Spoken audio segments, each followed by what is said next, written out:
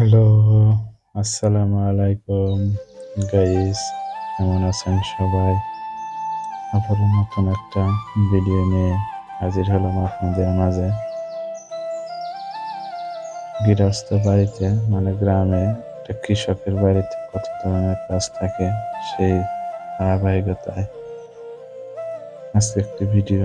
যে বস্তাটি দেখতে পাচ্ছেন এটা কিন্তু আত্মীয়দের বাড়ি থেকে আনা হয়েছে।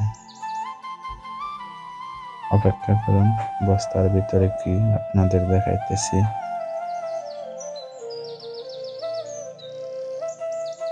দেখছেন, প্রথমে বাহির হলো একখানা সবরি কলা। এগুলো আত্মীয় বাড়ি থেকে আনা হয়েছে।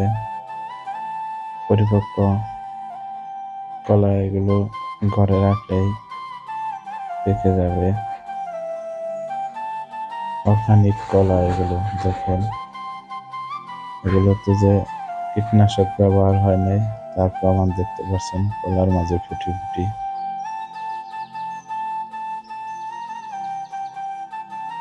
কলাগুলো অনেক মোটা আছে। সবরি কলা, এটা হচ্ছে সাগর কলা। সাগর কলা অনেক ভালোই, তবে একটু ছোট জাত আর কি সাগর কলা। আর এই যে দেখেন, আত্মীয় বাড়ি থেকে শুধু কলা খেলে চলবে? কলার শেষে কলা গাছের চারা রোপণ করার জন্য দিয়ে দিয়েছে, আনা হয়েছে। এগুলো রোপণ করা হবে, কলা গাছের চারা। গৃহস্থ বাড়িতে সব ধরনের ফলজ গাছ কিছু না কিছু থাকে। দেখেন, কলাগুলো অনেক সুন্দরী, কিন্তু দেখেন কীটনাশক ব্যবহার না করার কারণে কলার গায়ে ফুটি ফুটি।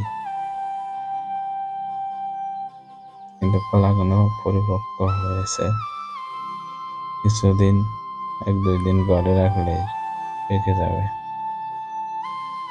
তো সবাই 1-2টি ফলজ গাছ রোয়ার চেষ্টা করবেন। ভালো থাকবেন, আল্লাহ হাফেজ।